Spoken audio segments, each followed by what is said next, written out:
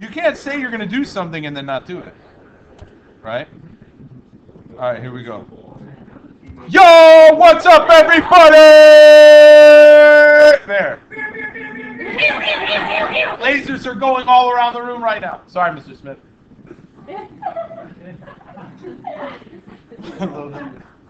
Got a little too excited. Okay. They're probably taking a quiz or something. All right, anyway. With this problem, first thing, right? This is a trig problem. You all recognize the tangent, the cosine, okay? Look at the numbers. Remember what we talked about yesterday. Look at the numbers in this problem right now. 5/4.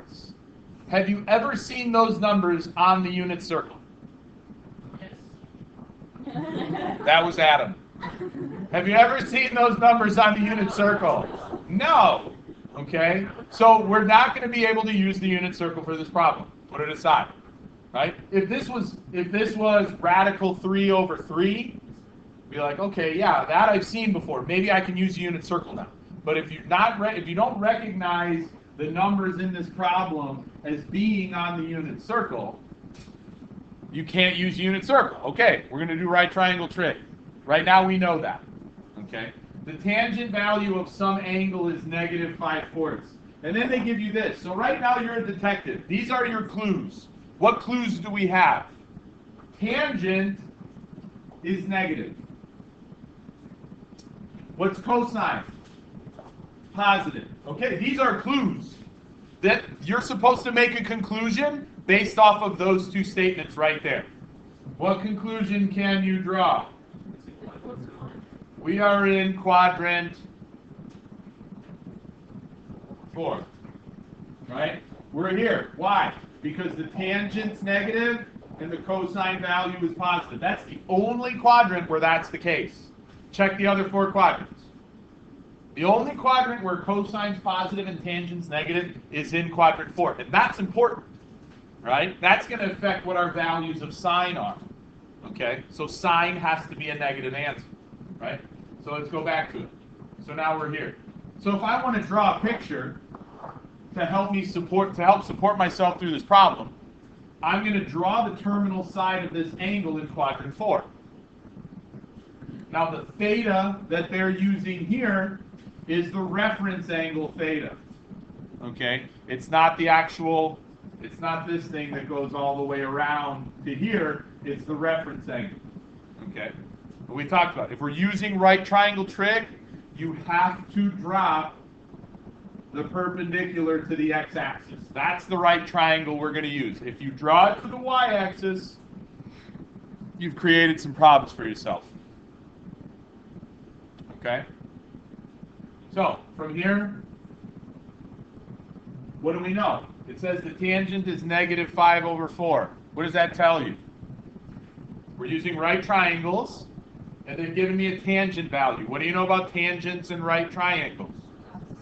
The opposite side over the adjacent side. So this is the opposite side. This is the adjacent side to our angle. So the opposite side here, we say 5, and we can say 4. With one little adjustment. It should be negative 5. Again, the tangent value is negative. This is not a negative measurement when we're on the coordinate plane. Those are positive x coordinates.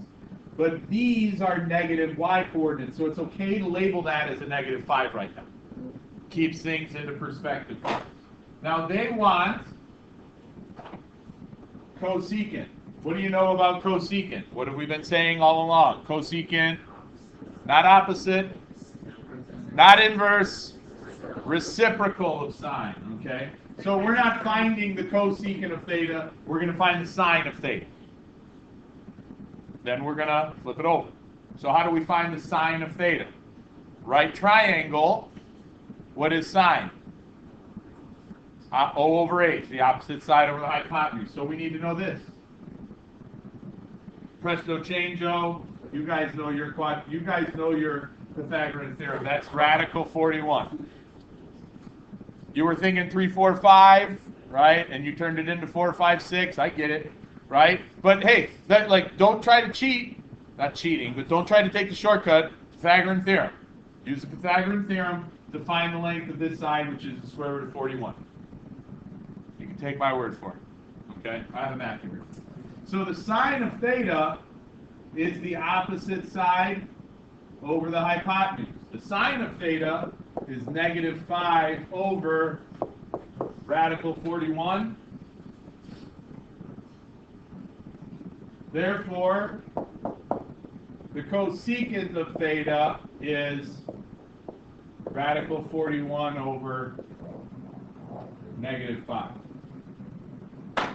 So they don't give you a ton of information, and they expect you to follow the clues to where the angle is, draw a right triangle, and then use right triangle trig to answer that question.